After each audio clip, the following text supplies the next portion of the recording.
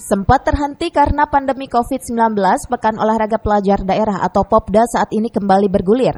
Adapun pelaksanaannya nanti akan berlangsung di Bandung 3 hingga 10 Juli 2023. Kota Bogor sendiri bakal ambil bagian pada perhelatan olahraga bergengsi antar pelajar di Tanah Pasundan tersebut. 16 cabang olahraga untuk atlet perorangan dan 1 cabang olahraga beregu telah dipersiapkan kota hujan. Rapat sebagai persiapan juga sudah dilakukan Dinas Pemuda dan Olahraga bersama cabang olahraga yang telah ditentukan.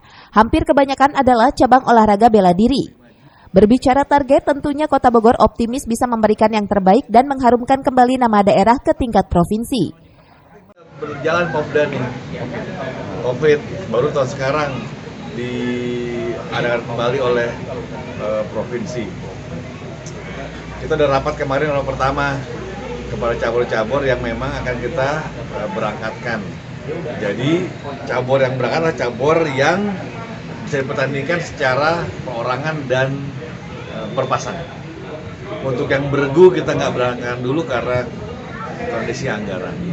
Kecuali cabur basket, karena cabur basket itu lolos seleksi di Popil tahun 2019. Nah dari kriteria itu kita akan berangkatkan kurang lebih 16 cabur. 15-nya cabur perorangan dan berpasangan, 1 cabur beregu yaitu basket. Dari Kota Bogor, Cevi Suryadi melaporkan.